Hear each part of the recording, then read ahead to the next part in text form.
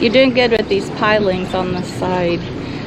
I do not even know if you can see anything because it is dark out there when we're leaving. Got dawn happening over here. You look great. You can turn.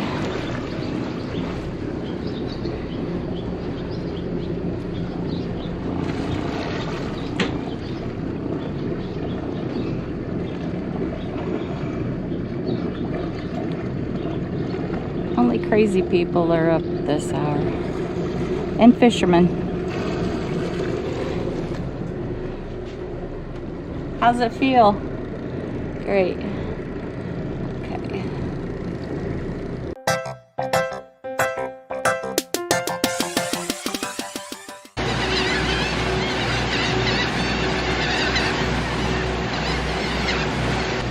Well, we've been underway for about 40 minutes, and we started right when we could see. We had the engines warmed up, and I was just waiting to be able to see the first dayboard out there. And once we did, we moved forward, got out of the channel there, out of Dowry Creek, and we are now heading along the Pungo River. Have about, another mile or two until we enter the Pungo Alligator River Canal. So that will be taking us to the Alligator River, and from there we'll go a little bit faster because our objective today is to get to Coinjock.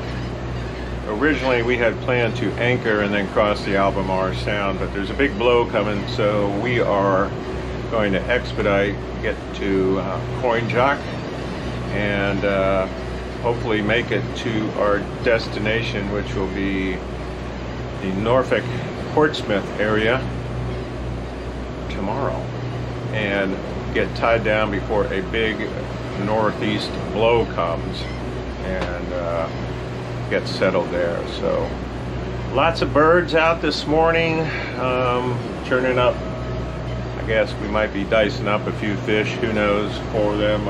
It's about 12 feet, 13 feet here, and just moving along at a nice 9.3 miles per hour, which is the slow speed cruise, most efficient for the here's to us, from what I've calculated.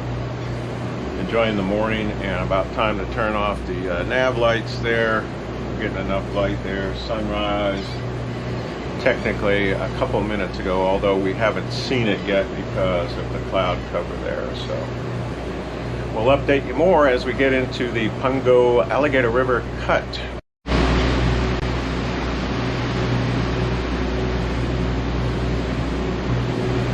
Are we going under the bridge? Yep.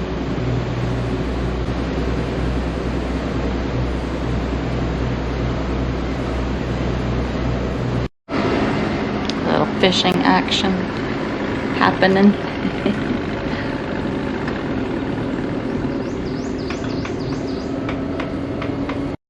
Here's to us, Cap. I'm on your stern. Would you like it slow fast? Yeah, absolutely. I'll slide it over to the right here. You can put me on the table. Look at that, your port side, your port side. You also got a fender on your starboard aft. All right, thank you very much.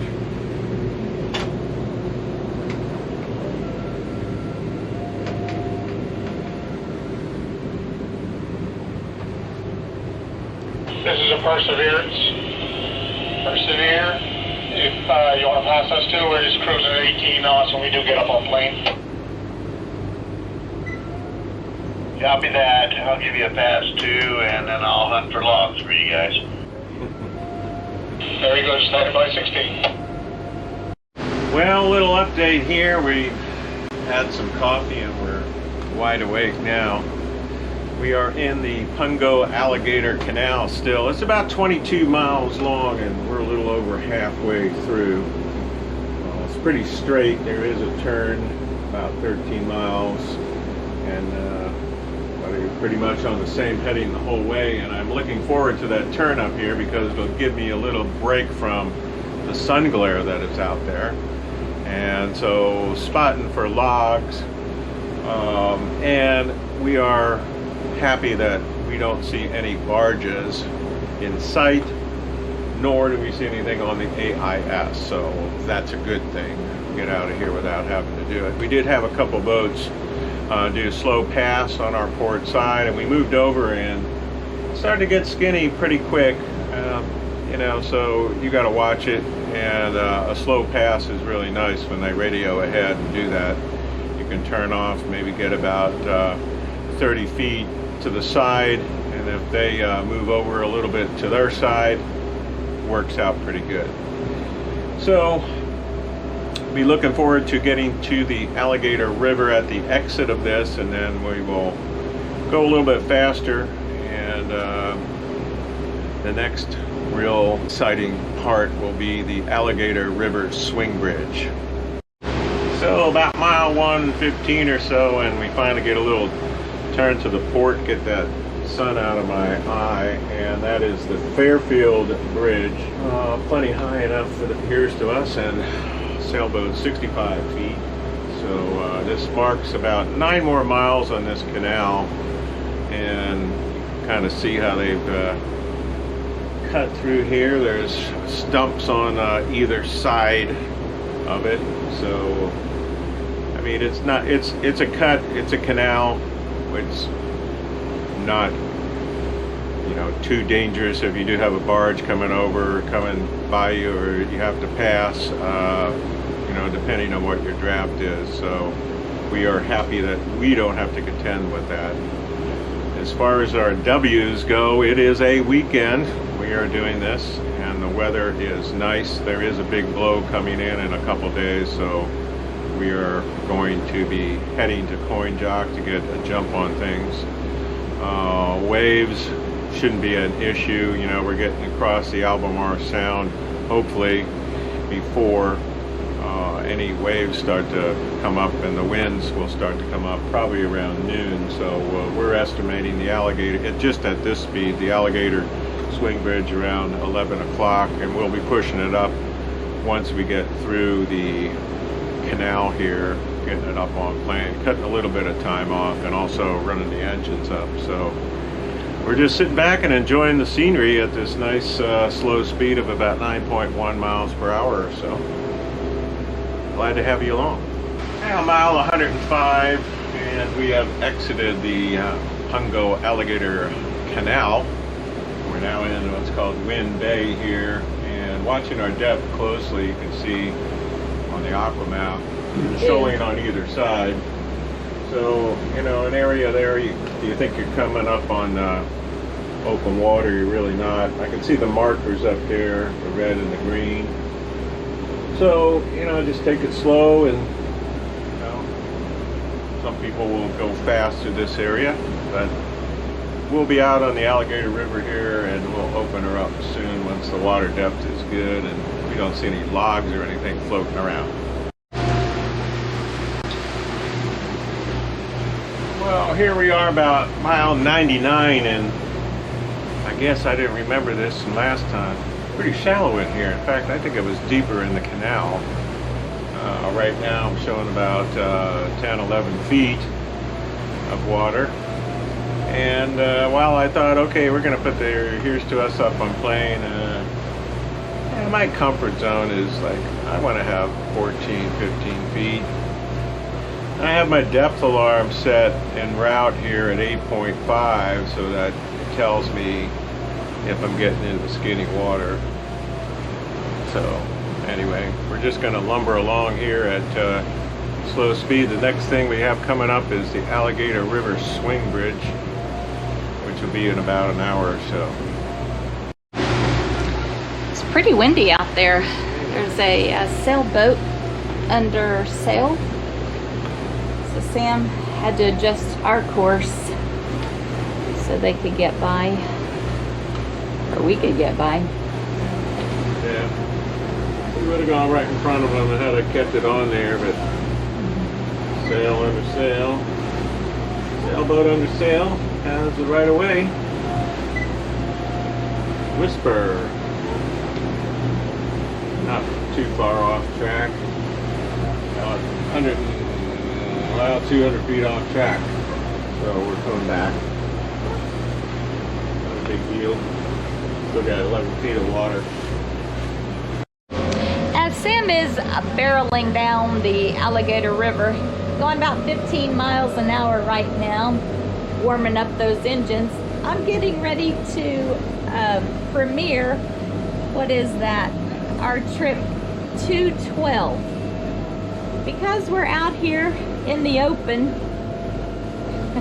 cool. I've got T-Mobile going on my cell phone, and I am hooked to my Jetpack hotspot on Verizon. So between the two, hopefully I can talk to you. We got the premiere going on right here, and Sam talking to the bridge tender up here, Alligator River Bridge. It's a swing bridge. Did he tell you what side to go on? Yeah, there was a note there. Sometimes they ask you to go to the west, so we clarified with him. He wants us to go to the east channel, and you can see that bridge pretty long. And after the winds start hitting 30-35 miles an hour, they cease operation of that, because look at how big that is. I'm glad the wind is nowhere near that. Looks like we got a traffic stop for us, so I'm trying to keep the speed up. We'll go through it, no wait. I see some boats on the other side. Yeah, some folks on the other side had asked for an opening. There's sailboats, and I don't think they're going to be able to get up here fast enough. So once we get through, he'll be closing it, and then we'll go from there. So the winds are starting to pick up. It's about a little after 10 o'clock in the morning, so we'll have about another 35 miles to go to Coinjock.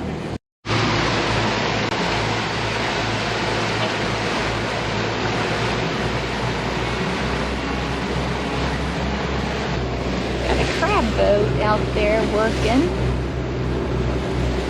We saw a lot of them over at the Alligator River Marina whenever we stayed there last time through.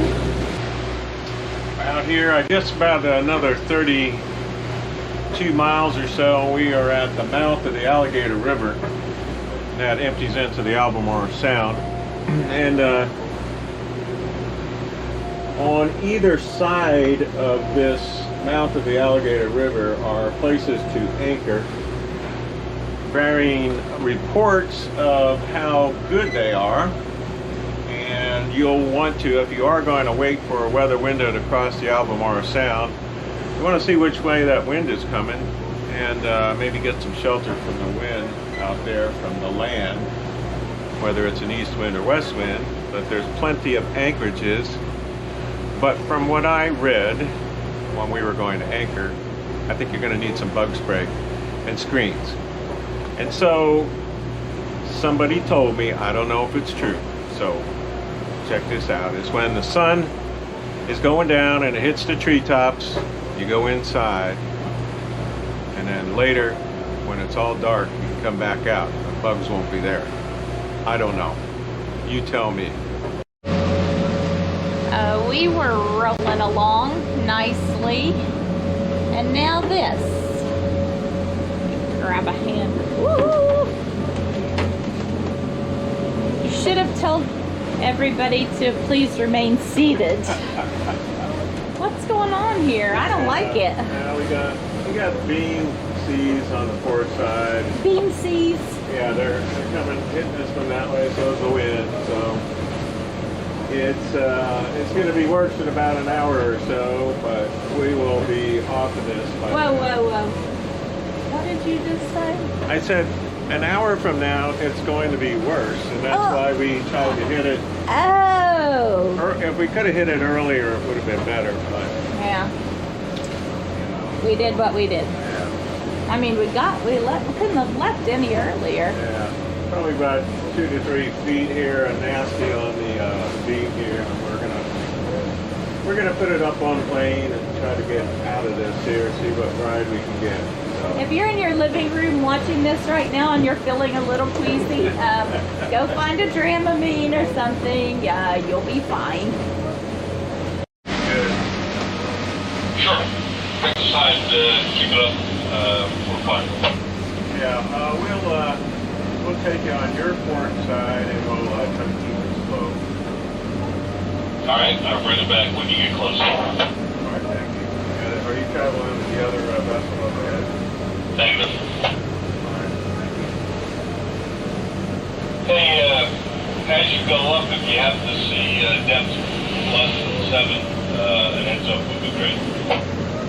Yeah, we'll do that. We'll monitor 1.7 and 1.6 and stay on the frequency. Roger, thanks. Well, we're out of the really bouncy part, but we're still, you know, kind of getting hit by the swells periodically. Coming up to 2 sailboats, and Sam just talked to the first one. So we're going to be passing them, but I can't wait to get in the channel. Yeah, we've been watching this sailboat, and they look like they're not worried at all. I would be a wreck. I guess it's all what you're used to, isn't it? Yeah, I think it is. When I was sitting in the back, it was pretty bouncy. Oh, that guy just knelt down. I thought that guy in the front was had bungeed himself to that front mast, but he's moving around.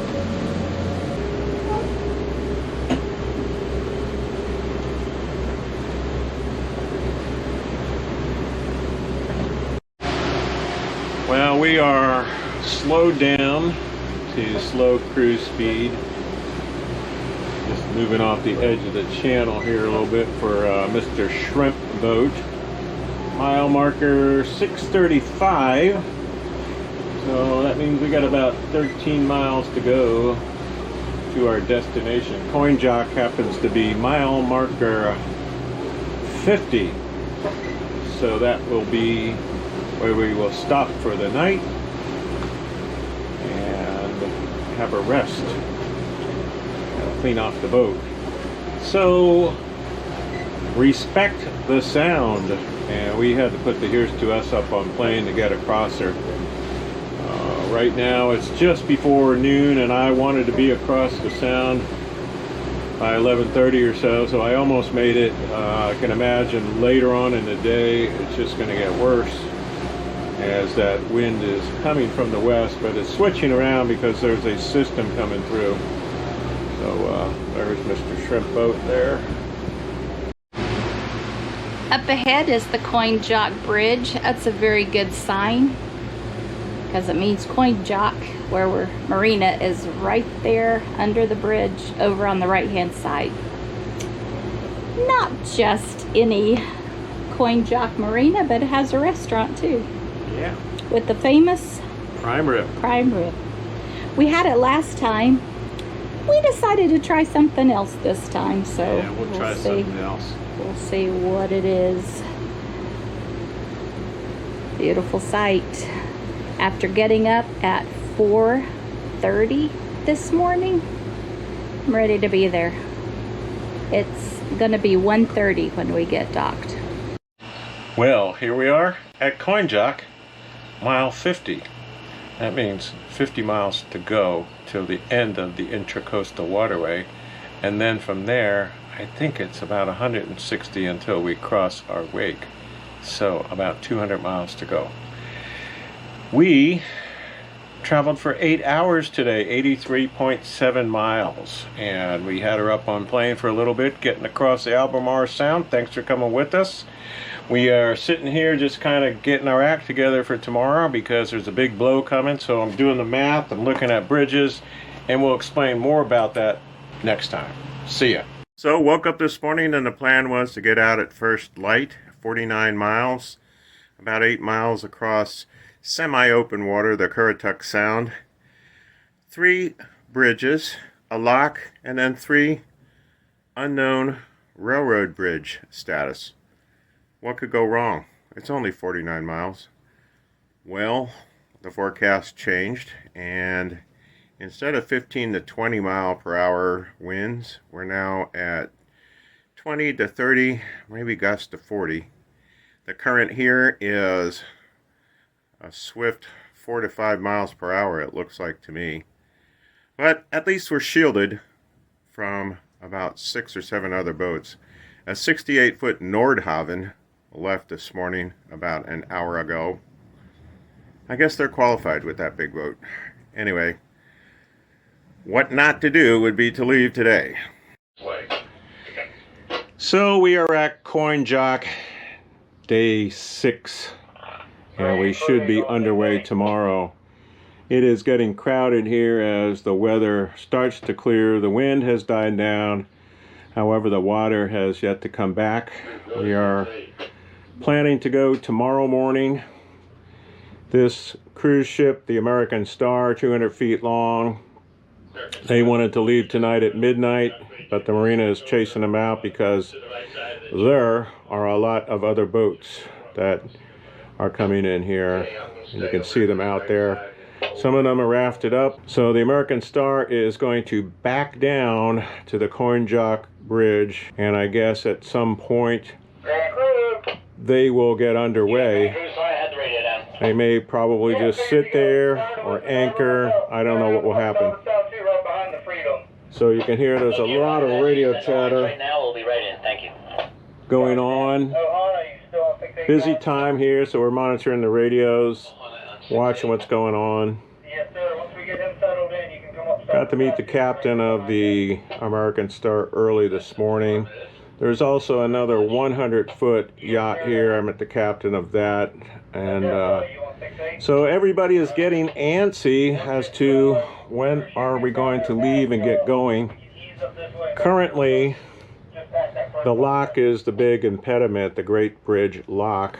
So we have timed it out to leave tomorrow morning to hit that lock at the normal time. They indicate that the lock will be back to normal schedule. Previously, it was only opening at low tide. Then they went to a schedule where they're operating normally at the top of the hour based on the Great Bridge opening, and then sequence through the lock. So they'll open except for high tide.